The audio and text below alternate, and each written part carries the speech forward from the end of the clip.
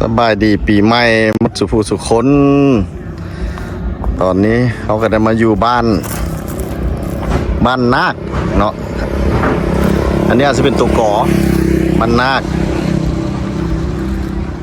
นี่ขี่ไก่ขวทางงอนมาประมาณ 3-4 กิโลนี่แหละเอาซิมาลิ่นบ้านไอออด360 องศาให้เบิ่งเงินแถวนี้ยังเป็นธรรมชาติได้แถวนี้มือนี้พาออกมาเขตนอกหน่อยนึงมือนี้ธรรมชาติบ้านเฮาคุณสาวนั้น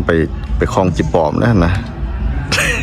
หมู่คลองจิปอมกับแม่นหมกม่วงเอา2 อย่างไปเอาสิไปบ้านไอออดนี่เรามาเอาเมียอยู่ลาวแล้วก็ปลุกเงินปลุกซานนี่เด้ปลุกเงินคีมทางขายเครื่องอีกวันนี้เพิ่นเชิญเฮามา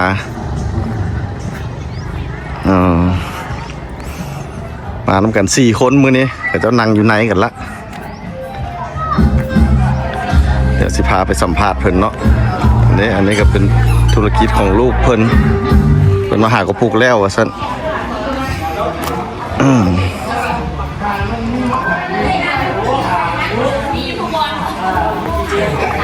นี่ธรรมชาติบ้านเฮามาแล้วเป็นประมาณนี้ซุ่มแซวกันหลักวันที่17มื้อปีใหม่ลาวหากันแล้ว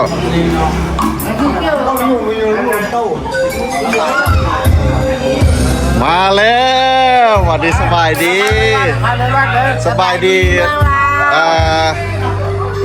นี่ไอออดเนาะมาสบายดีฮะสบายดีมาจากไหนได้เวอร์ซีดีมาได้ใส่ก่อนได้เวอร์ซีดีโอ้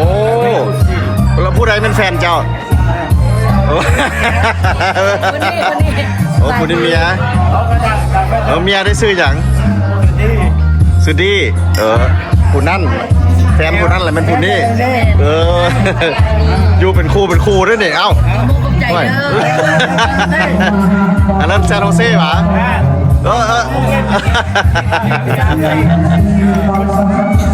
โอ้ขอสัมภาษณ์เจ้ามาโดดแล้วว่ะ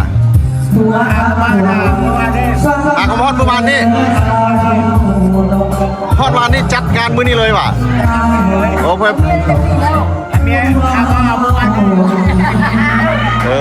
เบิ่งโชว์ก็จะหักกันได้นี่นะคนพูดจริงใจเนาะแล้วเรื่องแท้อะไรมันเอากันได้โดดแล้ววะ4 ปีความหักพูดได้กันมาด้วย6 ปี 7 ปีแล้วก็หักเอาเราเป็นน้องสาวเราพูดกันได้จังไหนทบิดเราจีบใครเองเรามาลินลาวอ่ะมาลินลาวเราเป็นบ่เราหาโทรมาพี่บ้าพี่บ่เลยไปพูดหับเราเนาะพวกเราจะลงกับบ่ได้หับแล้วก็เป็นอย่างโทรแนวไหน Facebook Messenger นี่หว่า Messenger ก็แต่คนที่บ้านนี่กันเหรอพี่บ้าพี่โทรมาเป็นว่าเป็นย่านเนาะวันนี้โทรมาเลยให้ลูกสาวลูกชายหับเราหันอยู่อเมริกาเพิ่นมาโทรมาโทรมาลมน้ำแต่เมาหักได้ตอนเมานะได้ปวดตอนเมาโอ้เมาแล้วโทรมาลินทวิตล้มกันเนาะล้มกันโดดบ่โทรมาลินกับโทรมาค่ะถามข่าวว่าเจ้าอยู่บ้านไหนอยู่บ้านไหนมันนี่จะว่านี่ก็เป็นคนถูกใจเนาะอยู่บ้านนักกลุ่มใจได้ดีมากจับจีพีมาแม่เรานำมาหาเจ้าอยู่พี่แต่ว่าเราลมมันมีคนหนึ่งเราเคยลมนอนจับจีพีมาอยู่บ้านนักกลุ่มแต่ว่าตัวมันเจ้าตัวก็ผู้สาวคนหนึ่งเพิ่งเคยลมอยู่บ้านนักกลุ่มนี่แหละลมไปลมมาเขาตัวเพิ่นร้านจะเป็นตัว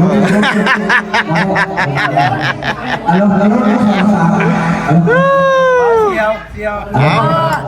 เราเคยร่วมมือนึงแล้วบัวอยากว่าสื่อแต่ว่าคนนั้นน่ะตัวว่าอยู่ทั้งงอนวันนี้คนว่าเจ้ามีแฟนยังงอนนั่นไหมน้องจะไปสืบให้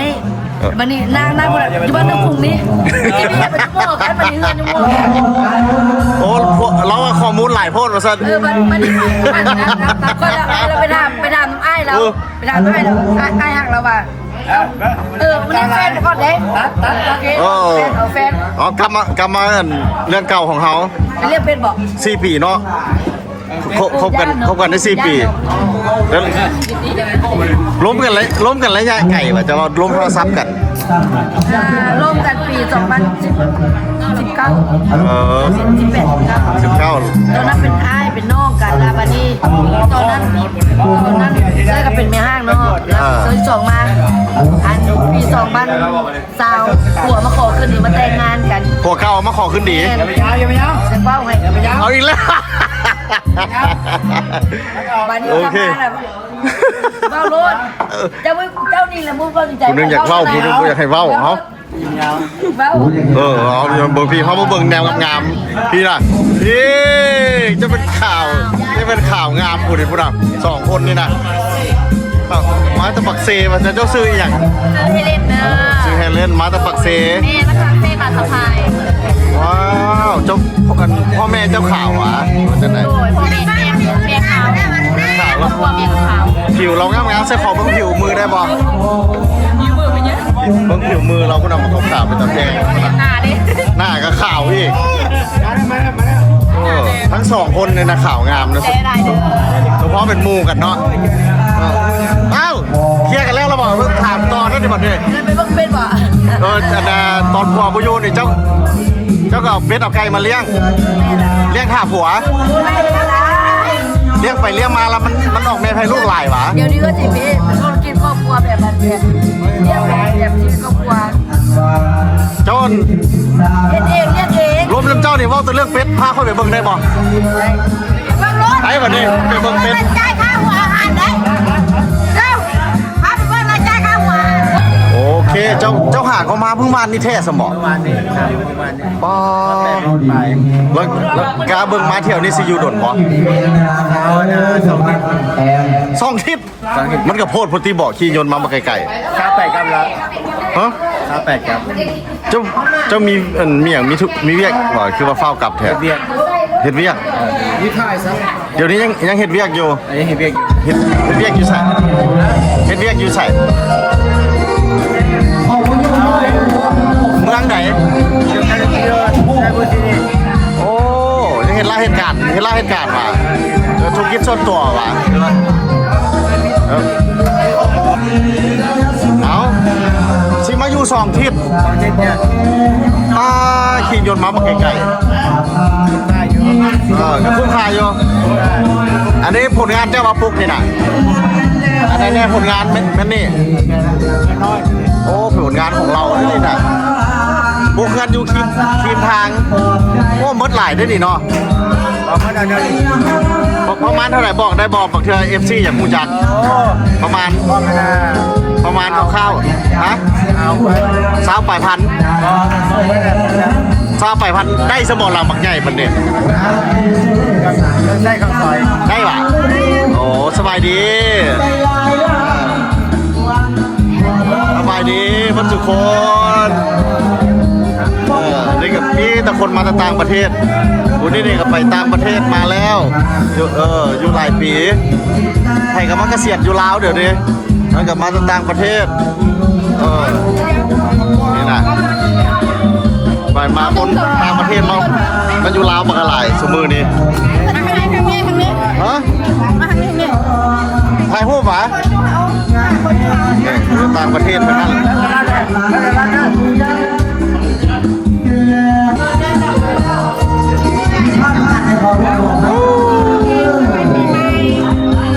มีแต่คนมาต่างประเทศมาอยู่ลาวนี่เลยเห็นบ่เนี่ยโอ้ ทำแม่ให้วิดีโอถ่ายบ้านค่อยกว้างเลย อยู่ใส่บ้านเจ้าน่ะ น้องตาค่อยกว้างเลย ค่อยบ่เชื่อเขาบ่เห็นเขาบ่เชื่อต้องมีรายการเนี่ยละมีรายการจะติดต่อหาเราแล้วเขาจะออกไปยามบ้านเจ้าเดี๋ยวมาจากต่างประเทศมาเมียอยู่ลาวนี่เลิกอันนี้กับนี่แซมเพื่อนคนนี้นี่คนอ่ะโอ้ขี้ดื้อแล้วคนนี้น่ะนี่เมียเราในงานหลังนี้มันบุกมันประมาณ$28,000ว่าสันก็คือได้หลังใหญ่แท้โอ้หลังใหญ่เติบแล้วเป็นตลาดอยู่ข้างหน้าเลย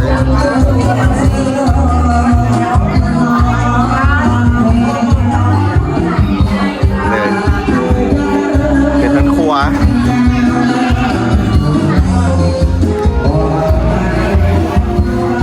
ถือว่าโอเคได้$20,000แล้วว่ะหลังนี้ดูคิมทาง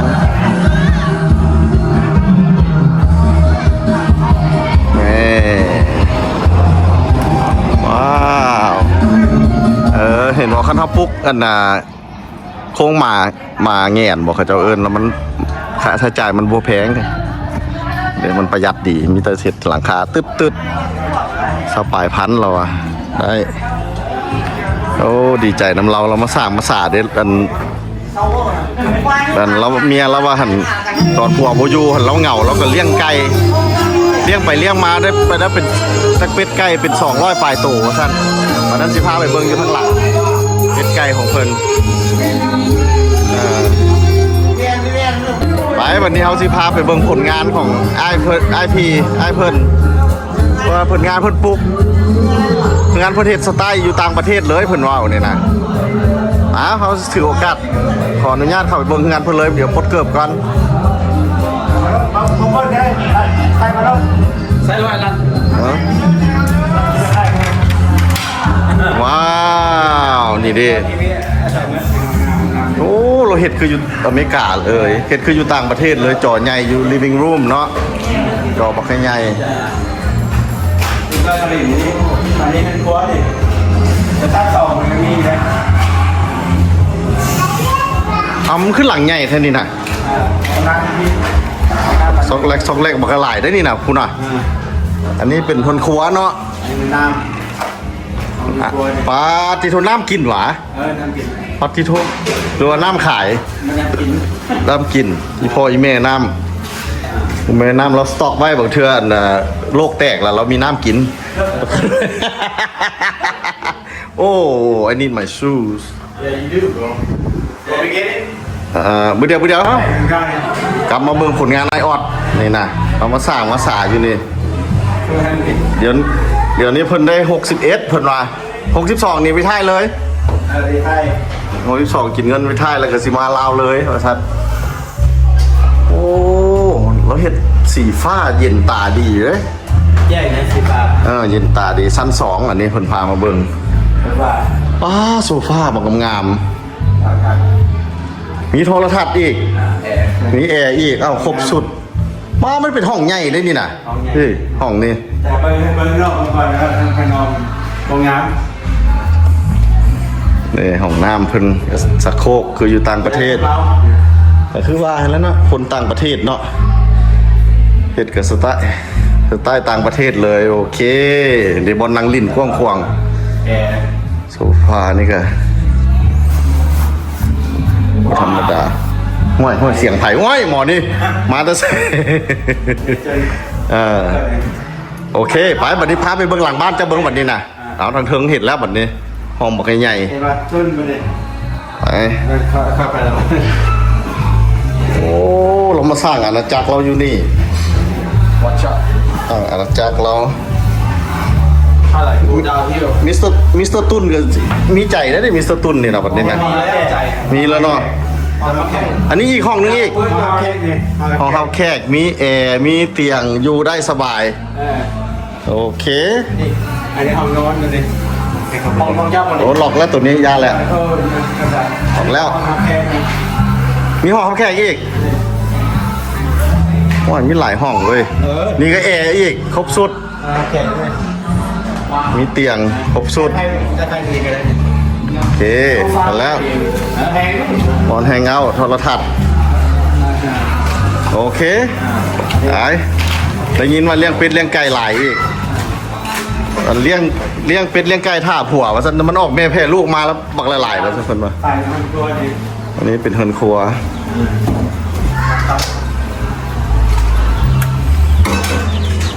เดี๋ยวเปิดนะไม่ได้มาเลยเดี๋ยวเปิดรอก่อนแล้วเนี่ย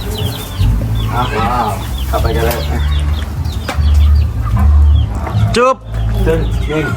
โอ้เป็ดไก่จะเข้าไปรี่อยู่ไหนฮั่นเป็นไงเลยเข้าไปเป็นบอลลี่ของมันเลย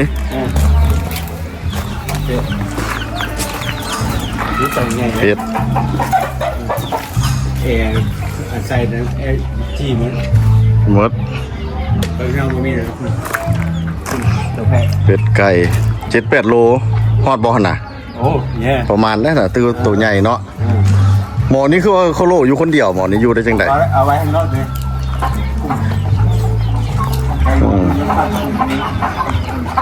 นี่แหละล่างเลี้ยงท่าผัวเนาะเราเว้าหั่นแด้นแล้วว่าตอนเกลือเนี่ยกับวิดีโอคอลนำเจ้าเอาโทรศัพท์ตั้งเมียนแล้วว่ะตั้งเมียนลมกับผัว ตอนเกลือเป็ดเกลือไก่แม่นางนี่สบายดี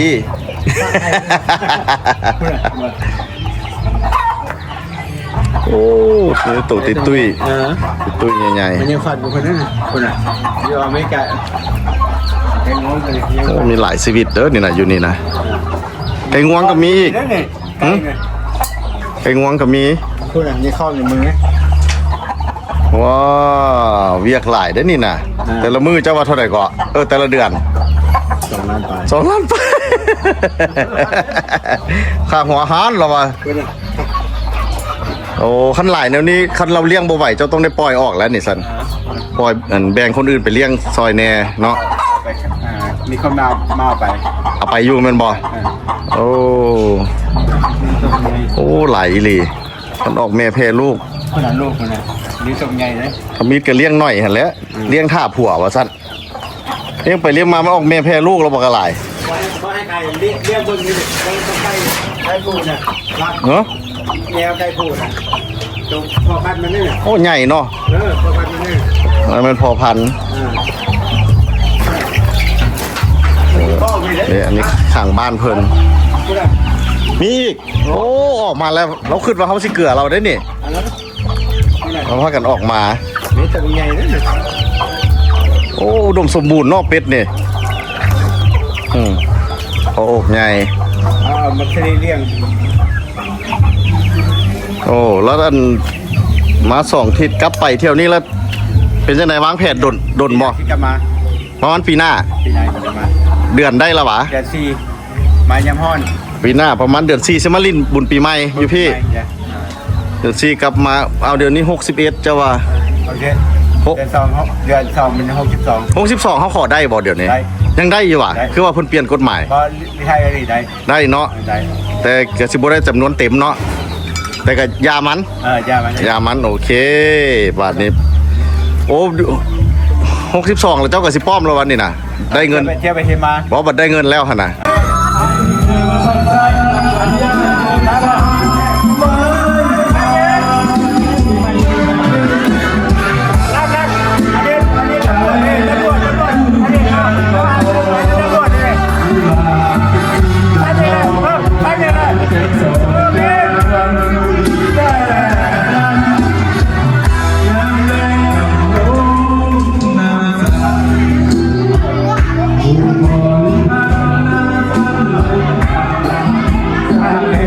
โอ้ห้องโรงบักใหญ่เนาะห้องแต่งกินเลยครัวมี2 ห้องว่ะผลงานของเรา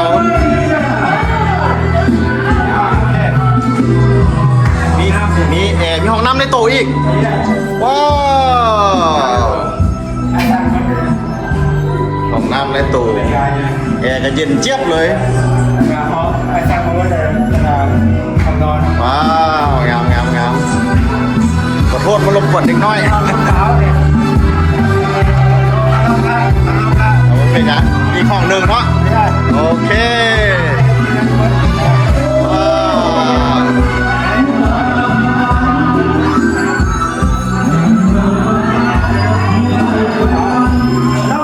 คิมยุคิมทางมันสบายเนาะมันค้าขายได้ มีน้ำปั่นน้ำหวานน้อยเฮ็ดดิฮะน้ำใสๆมีน้ำใส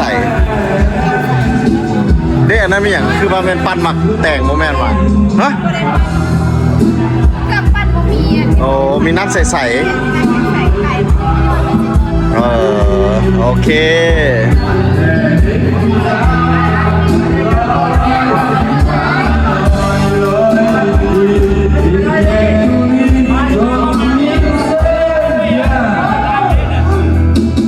สบายดีมดสุขสบายดีปีใหม่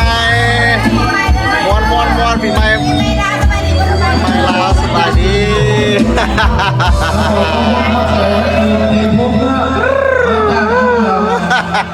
อุดอยู่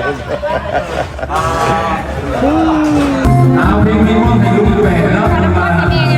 ลุงแปะกับลุงโมลุงแปะบ้านแม่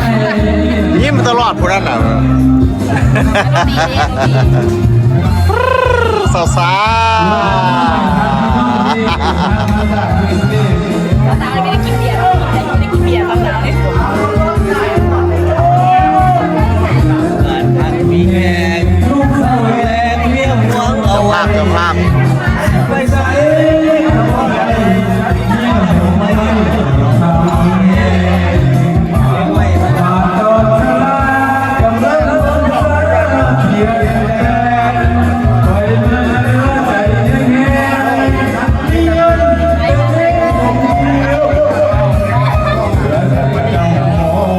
ว้าว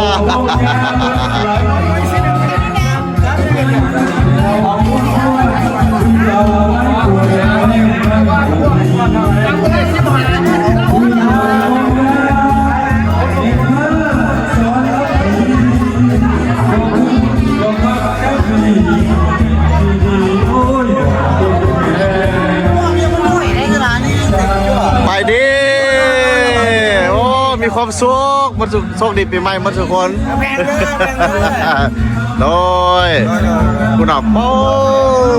ของแท้ของแท้เฮ้ยมีอะไรเฮ้ยคุณนอนกับมีหวัง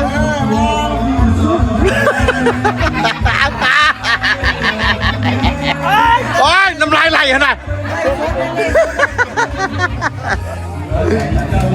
ว้าวคุณน่ะ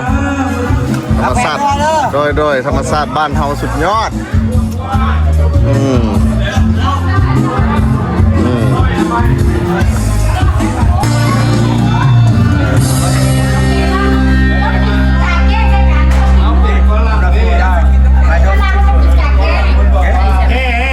ตัวเมียได้ตัวเมียได้คือว่าคนไม่ไหวเมีย ใส่เมียกับเมียอีหยังลงยำมาเมื่อวานนี้ อะไรก็กอดผัวบอยละผัวไปผัวมาเราถึงหัวได้เลยกอด โอ้เพลง โคตรแดง นั่นนี่นะอย่ามาต่างประเทศเนี่ยอย่ามาต่างประเทศต่างประเทศคุณนี่กับนี่ครูของเราเด้อครูเราไปใส่หลังครูไปเข้าห้องน้ำเอาครูไปเจ้าไปใส่แล้ว นี่ ครูไปเข้าห้องน้ำแล้ว มันอยากทำว่าแทนโฟโต้กัน ผู้นี้นี่ยิ้มตลอดผู้นี้น่ะนิสัยดีได้ผู้นี้ยิ้มตลอด น้ำปันแม่คุณจะเข้า1 2 3ไม่ ขอบใจเด้อ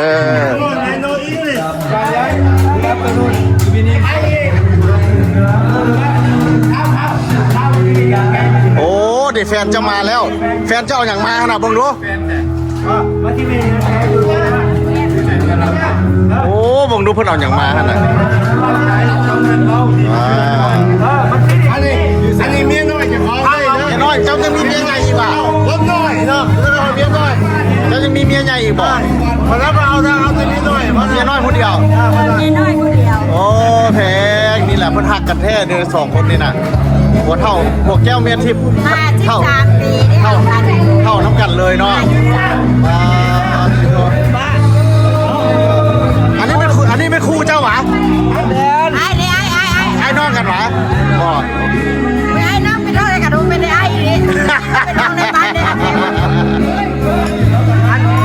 เมียเพิ่นอ๋อ เอาอันสับลูกอีกเอาอันมานะอยากให้ทำไป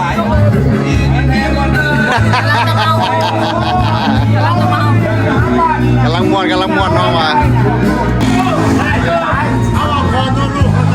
ไปดิ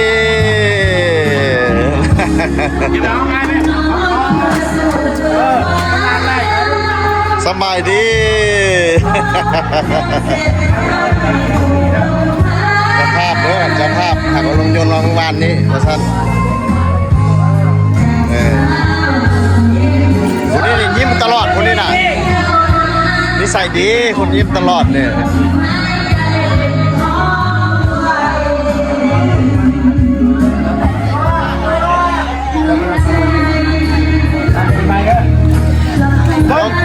เพิ่นมาจะใส่ก่อ2คนนี่ ใช่เซ่ แซนโฮเซ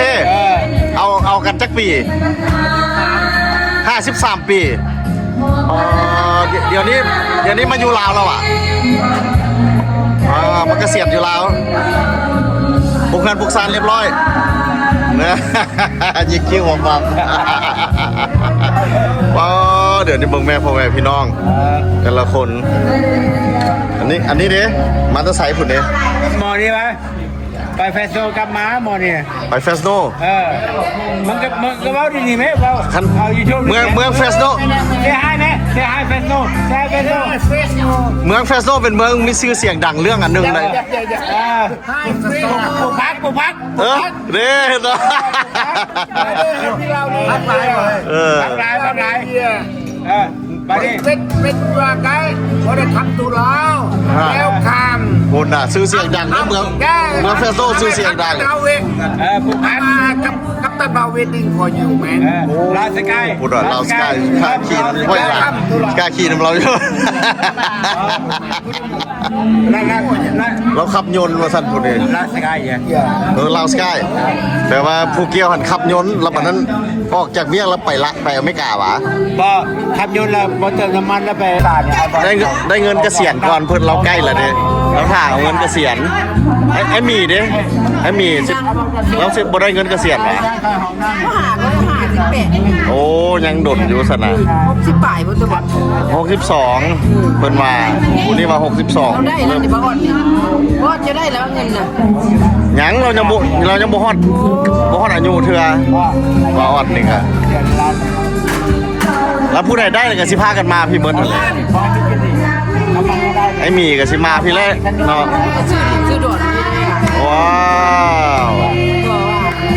อ๋อ เดี๋ยวเพิ่นมาแล้วแม่กินฮอด คือทอดลูกทอดหลานเลยเนาะเอาแต่ว่านะปีนี้ยังบุ้ยแผนมาบอกเพิ่นบ่ได้ว่ามาก็เจ็บตัวหลายแล้วมาหลายคนเด้พี่ยนต์ไปครับ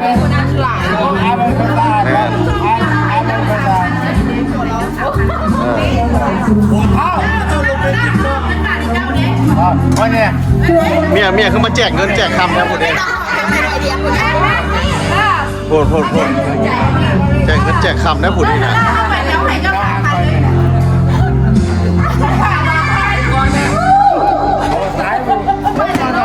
พูด บ่ายแล้วนะวันไม่ได้ลูกจะคนน่ะ เขาอ่ะยังบ่ได้จะคนเท่าไหร่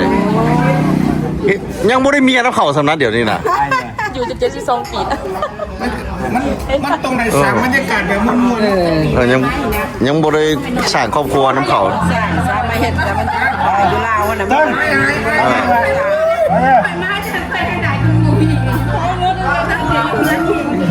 เพลงอร่อยจัง ไม่เอาเลย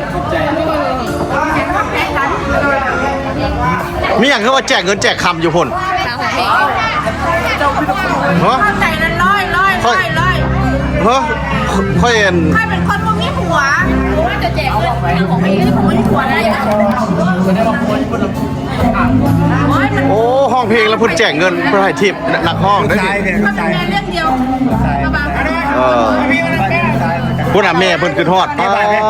เจ๊บาทมัน5 บาท เราไปพายไปแล้ว2 บาท เจ๊บาท5 บาท5 บาทอยู่ เพิ่นมีจากลูก 2 คน ลูก2 คน มัน5 บาทเลย5 บาทเลยนี่บ่เห็นด่างก็5 บาท ต้องเข้าใจเลยนะมันมองเวลาเป็นเวลา น้องเอ้ยอยู่ดีแม่เด้อด่าเด้อ สบายดีเจ้าภาพ ใจเด้อไม่อยากเด้อบ่อยากเด้อ โอ้ยเจ้าภาพเทคแค่ดีไลน์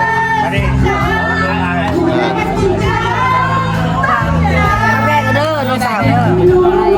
นี่อยากมาโลดมาเลยน่ะใช่ได้ 5 บาทอยู่ครับเรียนยูทูบบ่5 บาทเจ๊บาทนี่ก็เราเห็นเงินเจ้าของเขาจะมานอนห้องนี่เขาจะจัดให้เขาทำเองแล้ว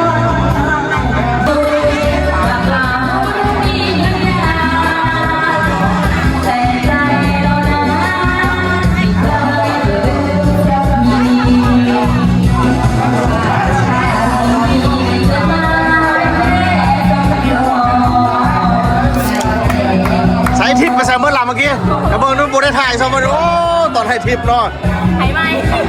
พูดหน่อยโอ้เมื่อกี้คนให้ทิปเราบังหลายเนี่ยพูดเลยแล้วคนได้ทิปมั้ง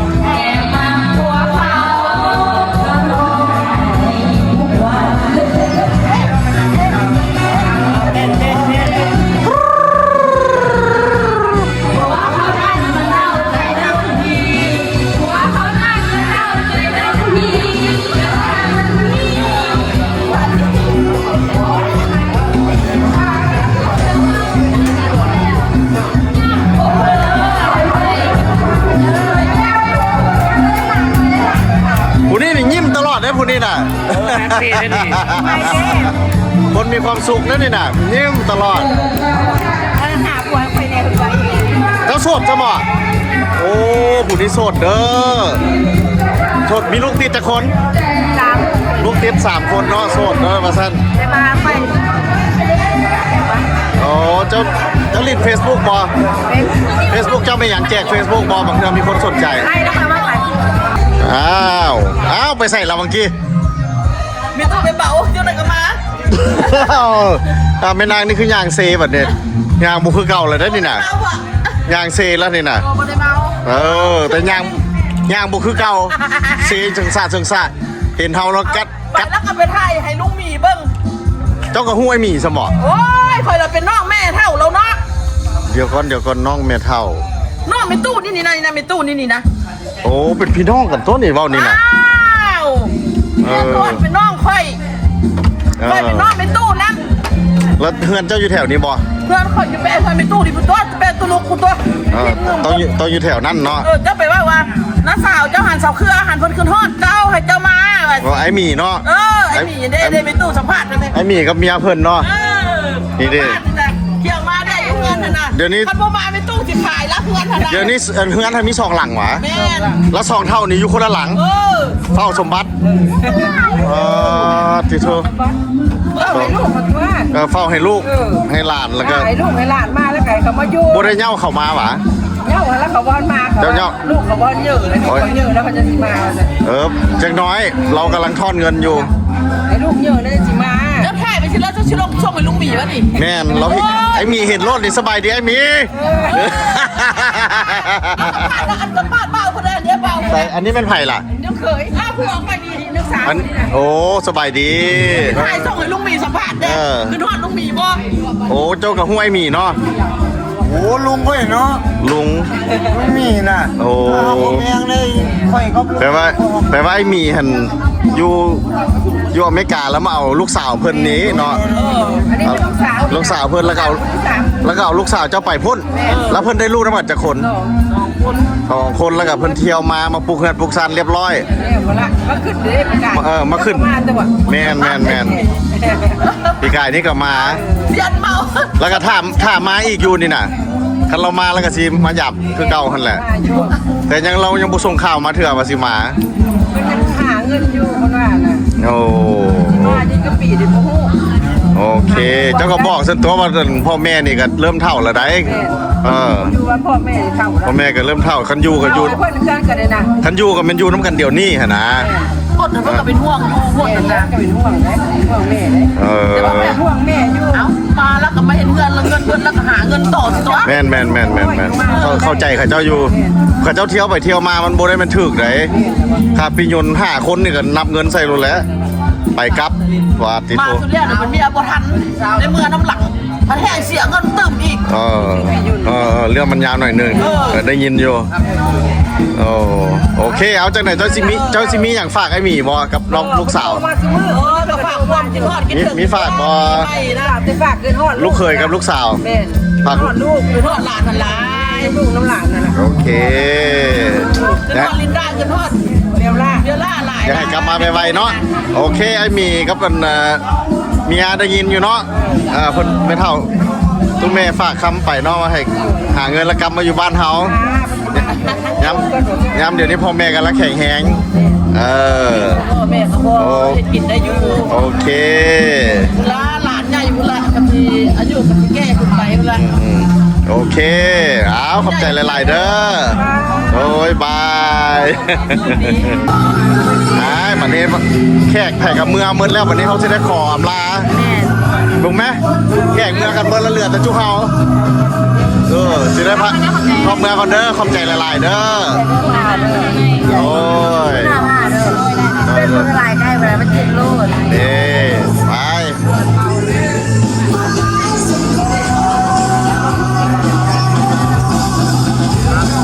ไปตุนสิได้ครอบเมืองแล้วบัดนี้มีผู้นั้นนอกแล้วไปอยู่ในรถแล้วผู้นั้นน่ะ โอเคโอเค อันนี้เจ้าภาพทำมาแซนโฮเซ คนได้เบอร์ซีแค่ห้าชัวร์แฟนโซ่ โอเคขอบใจละลายมัดทุกคู่ทุกคนโอเคไหม เจ๊ โอเคโอ้นี่งานเพิ่นมาบุกเบิก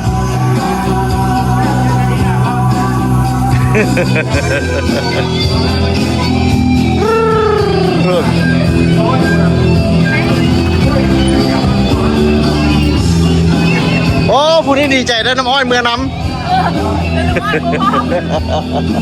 ทอดลุงหมีเด้อ นี่ไอ้หมีได้ยินบอจอน่ะ ทอดลุงหมีประมาณปีใหม่ปีนี้เมื่อวาน โอดเจ้าภาพไอ้บาทนี้เจอกันใหม่โอกาสหน้าขอบใจหลายๆเจ้าภาพเทคแค่ดีหลายว้าวดีใจน้ำอ้ายค่อยแต่มันได้คนดี โดยโอ้แจ็คคนที่ดีกับผู้ดีเว้ย เขาบอกจะกินเป็นหุ่นเพื่อนพูดเลยว่า โดย ใจเด้อ โอเคเอาเขาก็จะได้ขอจบวิดีโอเขาโชคดีปีใหม่เนาะมัดสุภูสุคน FC เฮา ได้ละพ่ออยู่เมืองลาวนะเพราะต้องมาสู่ ขอให้ทุกคนมีความสุขสุขภาพแข็งแรงมัดสุภูสุคนโชคดีปีใหม่ลาวบาย